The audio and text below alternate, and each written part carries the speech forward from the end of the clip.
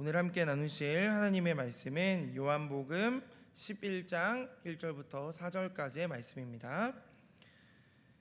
요한복음 11장 1절부터 4절까지의 말씀, 제가 한 절, 우리 성도님들이 한 절씩 교독하도록 하겠습니다. 어떤 병자가 있으니 이는 마리아와 그 자매 마르다의 마을 베다니에 사는 나사로라. 이 마리아는 향유를 주께 붓고 머리털로 주의 발을 닦던 자요, 병든 나사로는 그의 오라버니더라.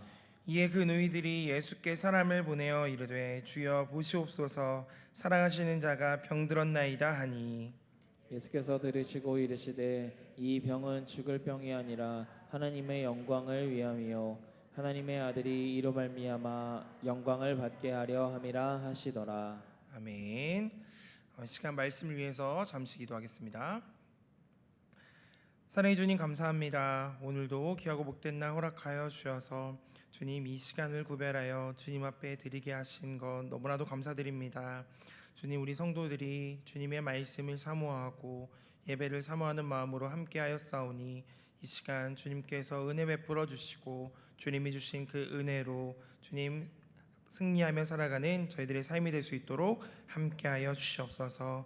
주님, 이 말씀을 통하여 우리가 아멘하며 순종하는 마음으로 그 말씀을 고백하며 살아가는 저희들의 복된 삶이 될 수 있도록 함께하여 주시옵소서. 주님 감사합니다. 언제나 사랑이 많으신 예수님의 이름으로 기도드렸사옵나이다. 아멘. 할렐루야. 오늘도 이 새벽에 이 새벽이 아니죠, 죄송합니다. 이 저녁에 말씀의 자리에 오신 여러분을 환영하고 축복합니다. 오늘 저는 요한복음 11장 1절부터 4절까지의 말씀을 가지고 예수님의 사랑이 의심될 때라는 제목으로 함께 말씀의 은혜를 나누도록 하겠습니다. 우리 옆에 분들과 한번 인사 나눴으면 좋겠습니다. 참 잘 오셨습니다. 인사하겠습니다. 참 잘 오셨습니다. 참 잘 오셨습니다. 네, 우리 수요예배에 오신 우리 성도님들 너무나도 환영하고 축복합니다. 그래서 제가 우리 성도님들 생각하면서요, 제가 선물을 하나 준비했는데요. 성도님들을 위해서 제가 수요예배 이 네 글자로 사행시를 준비해 왔습니다. 그래서 운을 띄워주시면 제가 사행시를 한번 해보도록 하겠습니다. 그래서 수요예배니까 이제 저희가 박자에 맞게 한번 딱 운을 띄워주시면 제가 얘기를 하도록 하겠습니다. 시작! 수요예배에 오신 우리 성도님들, 말씀 듣는 시간이 시작되었습니다. 이 시간이 제일 힘든 시간이죠? 배신감이 드네요. 네, 센스 있으신 분들은 웃어주셨는데요, 예라고 하셔가지고 대답해서 제가 배신감이 든다 네, 라고 했는데 괜히 했다는 생각이 듭니다. 네, 열심히 제가 준비했는데요. 네, 오늘 하루 열심히 직장과 가정의 삶의 자리에서 얼마나 열심히 일하다가 이 예배의 자리에 오신지 저는 헤아릴 수 없을 것 같습니다. 그렇지만 이 짧은 말씀의 시간을 통해서 주님이 주시는 위로, 은혜를 누리며 살아가는 저와 여러분이 되시기를 주님의 이름으로 축복합니다. 자, 오늘 본문은 교회를 오래 다녔다면, 그리고 누구나 들어봤을 법한, 그리고 우리가 노래로도 잘 알고 있는 너무나 유명한 나사로라는 사람의 이야기가 등장합니다. 이 짧은 이 본문의 말씀을 통해서 우리에게 주시는 영적인 은혜를 잠시 묵상해 보려고 합니다. 오늘 본문인 요한복음 11장을 읽다가 보면요, 예수님께서 나사로라는 사람, 그리고 나사로라는 가족에 대해서 특별한 마음을 가지고 있고 특별한 편애하는 모습이 보인다라는 것을 발견할 수 있습니다. 오늘 우리가 읽진 않았지만 요한복음 11장 5절 말씀을 보면요, 이렇게 기록하고 있습니다. 예수께서 본래 마르다와 그 동생과 나사로를 사랑하시더니 라고 기록하고 있습니다. 그러니까 원래부터 예수님께서 마르다와 그 동생, 그리고 마리아, 그리고 나사로를 사랑하셨다라고 기록하고 있습니다. 그리고 심지어 본인들이 사랑받는다는 것도 그 스스로도 알고 있었어요. 요한복음 11장 3절 말씀을 보면요, 이렇게 기록합니다. 이에 누이들이 예수께 사람을 보내어 이르되 주여 보시옵소서, 사랑하시는 자가 병들었나이다 라고 고백하고 있습니다. 그러니까 예수님 앞에 고백하는 거예요. 예수님께서 그렇게 사랑하시는 자가 병들었습니다라고 고백하고 있다는 거죠. 그러니까 이 소식을 들고 그 예수님께 나아간 사람이 그렇게 고백했다는 거죠. 이뿐만이 아닙니다. 예수님께서 이들을 사랑하셨다는 이 사실을 주변 사람들도 알고 있었습니다. 요한복음 11장 35절부터 36절까지의 말씀을 보면요, 이렇게 기록해요. 예수께서 눈물을 흘리시더라. 이에 유대인들이 말하되 보라 그를 얼마나 사랑하셨는가 하며 라고 기록하고 있습니다. 그러니까 예수님이 이 나사로가 병들고 죽었다는 소식을 듣자마자, 그리고 눈물을 흘리시고 얼마나 사랑하셨는가 사람들이 얘기할 정도로 이 나사로와 그의 가족들을 편애했다라는 것을 우리는 알 수 있습니다. 도대체 나사로를 얼마나 사랑하셨길래 눈물까지 흘리셨나 하고 유대인들도 이야기했다라고 하는 것이죠. 그러니까 예수님께서 이렇게 대단히 그리고 특별히 사랑을 받던 이 가족들에게 그런데 한 가지 문제가 생긴 겁니다. 바로 집안의 기둥이었고 두 동생을 믿고 있던 오빠 나사로가 병에 들게 된 것이죠. 그런데 이 병이 만만치 않은 거예요. 며칠 지나자 병세가 위독해지고 이제는 생사의 기로에 놓여질 만큼 아주 심각한 상황이 되었습니다. 요즘이야 우리가 병원을 가면서 응급실에도 갈 수 있지만 당시에는 얼마나 심각한 상황이었겠어요. 그러니 그때 생각하는 것은 이제 예수님밖에 없는 것입니다. 예수님이 수많은 병자들을 고칠 때, 그리고 기적을 베풀 때 심지어 이 사람들도요 옆에서 보았던 사람들 아닙니까? 그러니까 이제 그들이 기댈 곳이라고는 예수님 한 분밖에 없는 것이죠. 그래서 이 동생들이 예수님께 한 사람을 보내요. 그러면서 나사로가 병들었으니 예수님 빨리 좀 와주세요 하면서 사람을 보내는 장면이 오늘 본문에 등장하고 있는 것입니다. 자, 이제 이 사람이 이제 가서 이야기를 전하는 장면, 그리고 자신들이 얼마나 예수님께 사랑을 받았는지 알 정도니까 예수님께서도 이런 위급한 상황을 들으면 그래 내가 빨리 갈게 라고 그 모습을 기대했던 것 같아요. 그런데 오늘 본문을 보면 무슨 이유에서인지 모르지만 예수님께서는 시간을 지체하고 계시다는 것을 우리에게 보여줍니다. 요한복음 11장 6절 말씀을 보니까요 이렇게 기록하고 있어요. 나사로가 병들었다 함을 들으시고 그 계시던 곳에 이틀을 더 유하셨다. 그토록 애타게 기다렸건만 이틀이나 더 유하셨다라는 거예요.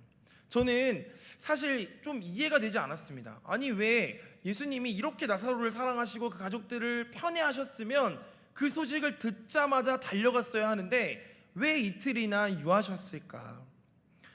그 사이 어떻게 되었습니까? 결국에 이 오빠 나사로는요 숨을 거두고 말았습니다.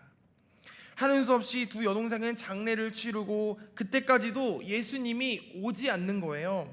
그러니 나사로 가족들의 입장에서는 참 큰 상처였고 실망감이 있었을 것입니다. 왜요? 이들은 예수님을 너무나도 잘 알고 있었을 뿐만 아니라 너무나도 잘 믿고 예수님이 우리를 얼마나 사랑하시는지 잘 알고 있었기 때문입니다. 이미 예수님께서는 어떤 병자든지 고치는지 보았고, 그리고 예수님이 하나님의 아들이시며 구원자라는 사실을 믿어 의심치 않았어요. 거기다 이들은 확실히 알고 있었습니다. 예수님께서 자신들을 사랑하신다는 사실을 너무나도 잘 알고 있던 사람들이었어요. 그런데 예수님이 안 오셨다는 것을 보고 병이 들었을 때뿐만 아니라 장례가 끝날 때까지 예수님이 안 오셨다는 것은 이들이 실망하기에, 그리고 상처를 입기에 충분한 이유였습니다. 그러니 성도님들이 이 순간 이 사람들의 마음에, 나사로 그 가족들의 마음에는 어떤 마음이 생겨났을까요? 정말로 예수님이 우리를 사랑한 것 맞나? 라는 의심이 들었을 것입니다. 기대할 때 실망도 큰 법이죠. 이렇게 실망감이 클 때 주님께 상처를 받는 것이 이 사람들의 마음이었다는 거죠. 그래서 오늘 본문에 읽지 않았지만 밑부분을 보면요, 마리아랑 마르다가 이제 예수님을 만나는 장면이 등장합니다. 그 기다렸던 예수님이 오는데 이렇게 만나자마자 마리아와 마르다가 따로따로 만났거든요. 그런데 예수님을 만나자마자 하는 이야기가 둘이 똑같아요. 뭐라고 고백하냐면, 주께서 여기 계셨더라면 내 오라버니가 죽지 아니하였겠나이다 라고 고백합니다. 그러니까 주님 어디 계셨습니까? 제가 사람을 보내서 이렇게 올 때까지 그리고 기다렸는데 어디 계셨습니까? 주님께서 계셨더라면 내 오라버니가 죽지 않았을 텐데 라고 원망하며 상처의 그 마음을 토로하고 있는 것이죠.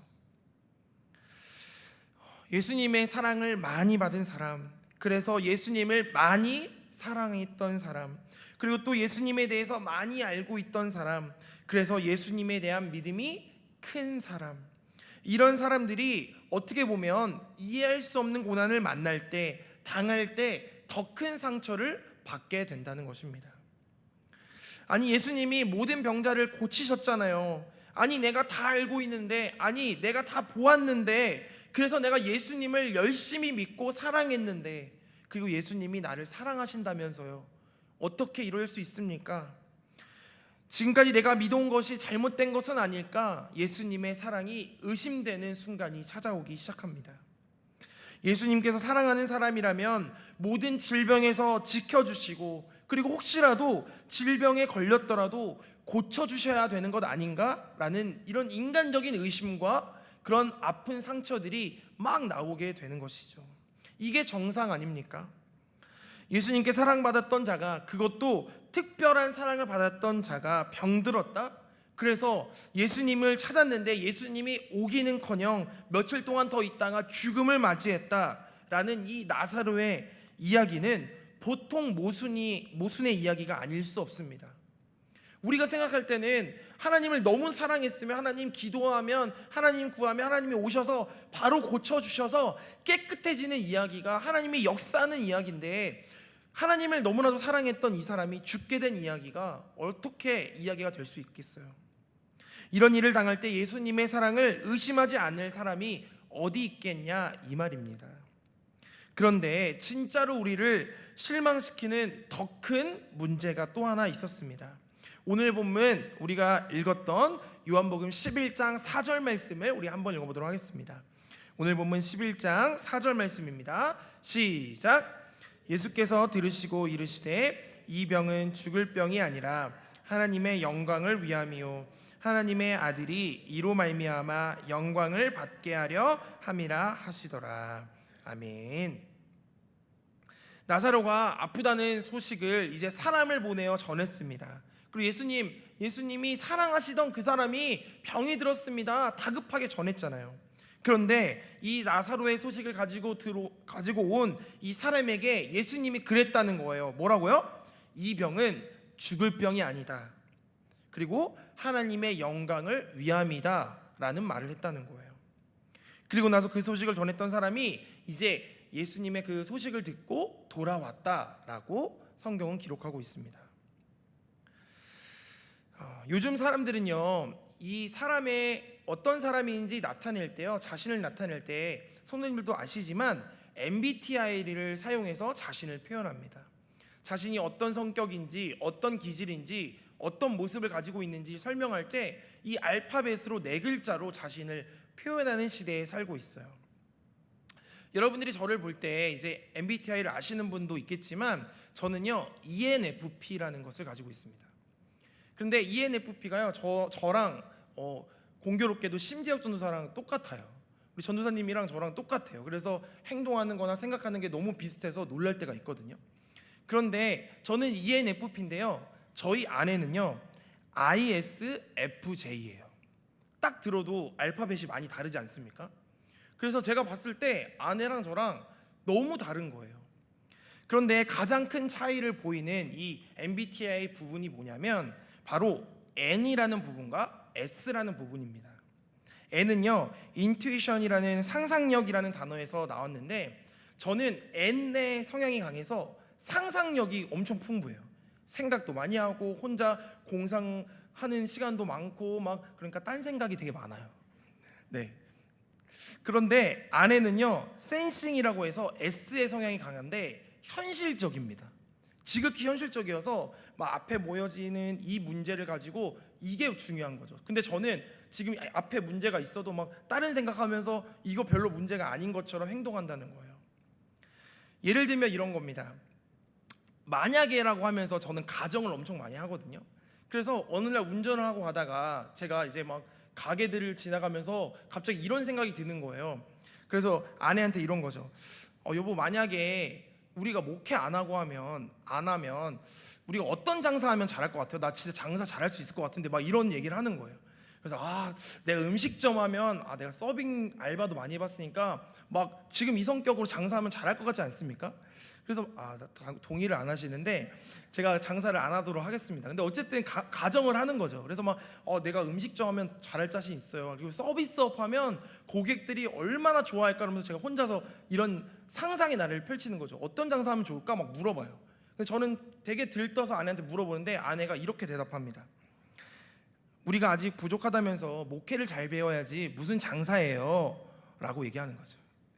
그러니까 지극히 좀 손발을 맞춰서 맞장구 쳐주면 좋은데 되게 현실적인 거죠. 우리 지금 목회하기도 바쁜데 무슨 장사냐. 제가 장사를 하겠다는 게 아니라 생각도 못합니까? 이렇게 막 가정을 해보는 거죠. 그리고 또 제가 한 번은 이런 얘기를 했어요. 막 이제 아내랑 얘기하다가 우리 만약에 복권에 당첨되면 뭘 살까? 뭐가 필요할까? 이러면서 뭐 사고 싶어? 내가 다 사줄게 이러면서 하는 거죠. 그러니까 아내가 또 뭐라고 할까요? 복권 그거 가능성도 없는 거 얘기하지 말고 막 어차피 해도 안 되는 거 아니냐, 이렇게 현실적인 얘기를 하는 거죠. 그래서 막 저는 이렇게 들뜬 마음을 막 참모를 막 하면서 막 서로 막 이런 얘기하면서 제가 참 다르구나라는 생각을 하였습니다. 그런데 오늘 제가 이 설교를 하면서 왜 이런 얘기를 하냐면 오늘 본문을 바라보면서 여러분들의 성향이 다르겠지만 저와 같은 접근법으로 오늘 말씀을 한번 보자는 거예요. 오늘 성경에서 자세하게 기록되어 있지는 않지만요, 이때의 상황에 정확히 기록이 안 되어 있는데 이 예수님께 나사로가 아프다, 병이 아프다, 이렇게 심각하다 전했던 사람이요 돌아오는 이야기가 제대로 적혀 있지 않습니다. 그런데 예수님보다 먼저 왔을 거 아닙니까? 근데 이 사람이 돌아왔을 때의 상황을 가정해 보자는 거예요. 자, 첫 번째로 예수님께 갔던 소식을 전했던 사람이 돌아왔습니다. 이제 나사로의 집에 가족들이 있는 곳에 돌아왔는데 나사로가 아직 죽지 않은 거예요. 병에 걸렸을 때, 의식이 있을 때 나사로가 죽기 전에 예수님께 보낸 사람이 돌아왔다고 가정을 해보겠습니다. 자, 그 상황입니다. 그래서 묻는 거예요. 이렇게 예수님을 데리고 올 줄 알았는데 그 사람이 혼자 온 거죠. 그래서 묻는 거죠. 아니, 왜 예수님이 같이 오셨다고 하더니 왜 안 왔냐? 그럼 예수님이 뭐라고 하시더냐? 묻는 거죠. 그러니까 네, 예수님이 같이 오시지는 않고 예수님이 이렇게 하시던데요? 라고 대답하는 거죠. 그러면서 오늘 보면 4절의 말씀을 전달해 주었을 것입니다. 예수님한테 전했는데 예수님이 이렇게 얘기하셨어요 하면서 4절에 이 병은 큰 병이 아니다, 심각한 게 아니다, 하나님의 영광을 위함이요 하나님의 아들이 이로 말미암아 영광을 받게 하려 함이라 하시더라. 이 말씀을 전했겠죠. 그러니까 이 말씀을 들은 나사로의 가족들이 어떤 마음이 들었을까요? 아직 죽기 전이잖아요. 병은 들어있지만 이 말씀을 듣고 다행이다, 예수님이 이렇게 말씀하시면 큰 병이 아닐 거야, 그리고 하나님의 영광을 위해서 진짜 쓰임 받을 거야 라는 마음이 있었겠죠. 자, 그런데 안심하고 있던 이 가족들이 어떻게 됐어요? 나사로가 죽게 된 거예요. 그러니까 예수님의 말을 믿었던 이 나사로 포함 그 가족들의 마음이 어땠을까요? 얼마나 허망했겠어요. 예수님이 우리를 철석같이 믿게 해놓고 거짓말 하셨구나, 예수님에 대한 믿음이 사라졌을지도 모르겠습니다. 자, 이번에는 반대로 두 번째로 나사로가 이미 죽고 나서 그 소식을 전한 사람이 왔다고 가정해 보도록 하겠습니다. 그러니까 예수님을 만나고 돌아온 거예요. 그런데 나사로가 이미 죽게 된 거죠. 그러니까 이제 똑같이 물어봅니다. 아니, 예수님이 왜 같이 안 오고 너만 왔냐? 예수님이 뭐라고 하시더냐? 또 물어봅니다. 그러니까 예수님한테 듣던 대로 이 사람이 전하는 거죠. 네, 예수님이 같이 오지는 않고 예수님이 이렇게 얘기하시던데요? 라고 하면서 4절 말씀을 또 얘기하는 거죠. 이거는 큰 병이 아니다, 예수님의 영광을 위함이요 죽지 않을 거다, 하나님의 아들이 이로 말미암아 영광을 받게 하려 합니다 라고 말씀을 전했다는 거죠. 그럼 이 가족들의 입장에서는요, 어떻게 대번에 이런 얘기가 나올 것입니다. 뭐? 죽을 병이 아니라고? 벌써 죽었는데? 라는 반응이 나온다는 거죠. 그러니 예수님께서 하신 그 말씀, 죽은 나사로의 시체를 앞에 놓고 있는 지금 마리아와 마르다에게 어떻게 들렸겠습니까? 예수님은 완전 거짓말쟁이나 다름없는 것이죠. 아니, 무책임한 사람이에요. 그렇게 우리를 사랑한다고 하시더니 어떻게 죽게 돼서 이미 죽었는데 이 사람이 큰 병이 아니다라고 얘기할 수 있는가? 예수님의 말씀이 오히려 그들의 마음에 더 큰 상처와 불신을 주었을 것입니다. 그런데 바로 이 시점에서, 이 지점에서 오늘 본문이 우리에게 주시는 아주 중요한 영적인 메시지가 있습니다. 먼저 답부터 말씀드리면요, 아무리 이해할 수 없는 일이 그리고 고난이 있다 할지라도 예수님의 사랑을 의심하거나 예수님을 떠나는 일은 어리석은 일이라는 것을 오늘 본문은 우리에게 말해주고 있습니다. 왜냐하면 나사로가 병이 든 배후에는 사람으로 이해할 수 없는 심오한 하나님의 뜻, 하나님의 목적이 숨어 있기 때문입니다. 그렇다면 제가 여러분들에게 오늘 말씀을 우리가 함께 나눴잖아요. 질문을 한번 해보도록 하겠습니다. 제가 성도님들께 한번 여쭤볼게요. 오늘 우리가 읽은 나사로의 이야기에 우리 여러분들이 이미 알고 있지 않습니까? 나사로 이야기의 결론은 무엇입니까? 첫째, 나사로가 죽었다라는 이야기입니까? 아니면 나사로가 죽었다가 다시 살아났다라는 이야기입니까? 네, 이럴 때는 성도하고 싶다니까요, 저도. 자, 나사로가 죽었다, 살아났다, 이 이야기를 하고 싶은 거죠. 자, 그러면 성도님을 다시 한번 여쭤보도록 하겠습니다. 그러면 그냥 병든 나사로를 고치는 것과 이미 죽은 나사로를 살리는 것, 이 둘 중에 무엇이 하나님의 영광이 더욱더 드러나겠습니까? 무엇이 더 하나님의 아들, 예수님께서 하나님의 아들 되심을 드러내는 일일까요? 죽었다가 살아나는 것, 그것이겠죠. 그러니 오늘 우리에게 들려주는 메시지가 바로 이것이라는 생각이 들었습니다.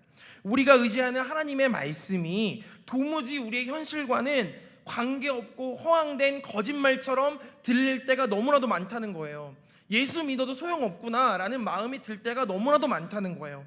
그런데 그 말씀을 우리가 의심하면 안 된다는 것을 오늘 본문은 우리에게 말해주고 있습니다. 특별히 나를 사랑하신다, 예수님이 너무나도 나를 특별하게 여기신다라는 것을 의심하면 안 된다고 오늘 본문은 우리에게 전하고 있습니다. 왜요? 마리아와 마르다가 처음에는 예수님의 사랑을 의심하는 마음이 들었지만 나중에 지나고 보니, 결국에 결말로 가보니 지금 주님의 말씀이 참이더라라는 것을 깨달았기 때문입니다. 그러니까 지금은 우리의 인간적인 눈으로 이해될 수 없을지라도 시간이 지나고 나면 이 일을 통하여 하나님의 영광이 드러나게 됨을 오늘 우리에게 전해주고 있는 것입니다.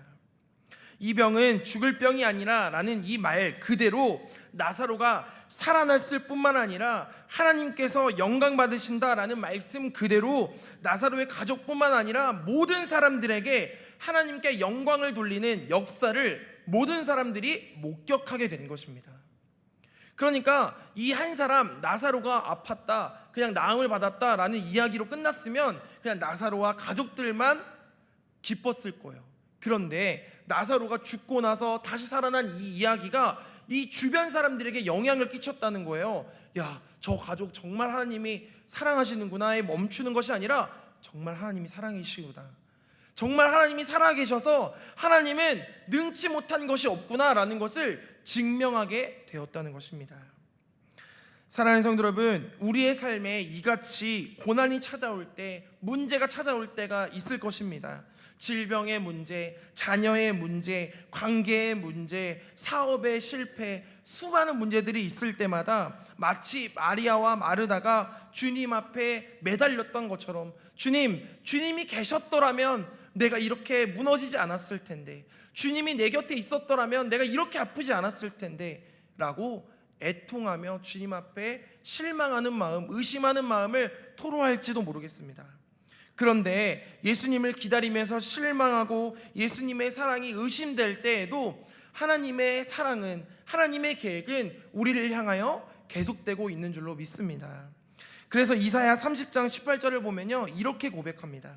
18절 말씀 우리 다 함께 믿음으로 다 함께 한 목소리로 읽도록 하겠습니다. 시작.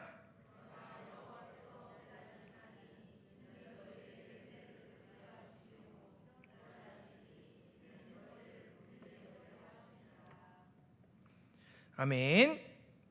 18절을 보면 이렇게 말합니다. 여호와께서 기다리신대요. 왜요? 너희에게 은혜를 베풀려 하신다는 거예요. 우리가 이겨낼 수 없는 문제 속에서도 주님은 기다리고 계십니다. 왜요? 우리에게 은혜를 베풀려고 인간의 때가 아니라 하나님의 때를 위해서 준비하고 계신다는 거예요. 이것이 얼마나 큰 위로입니까? 지금은 우리가 내버려 두는 것 같고 주님이 곁에 없는 것 같고 내가 주님을 기다리고 있는데 내가 주님을 찾고 있는데 주님 내가 이렇게 아픈데 이렇게 문제가 있다고 하는데 왜 오지 않으십니까? 라고 외치는 우리들에게 너희들 기다리면 내가 너희들을 긍휼히 여기고 내가 너희들에게 갈 거야 라고 말씀하고 있다는 것입니다. 사랑하는 성도 여러분, 주님은 우리를 여전히 사랑하실 뿐만 아니라 지금도 일하고 계시며 주님의 말씀하신 것을 그 말씀대로 이루신다는 것을 믿음으로 고백하는 저와 여러분이 되시기를 주님의 이름으로 축복합니다.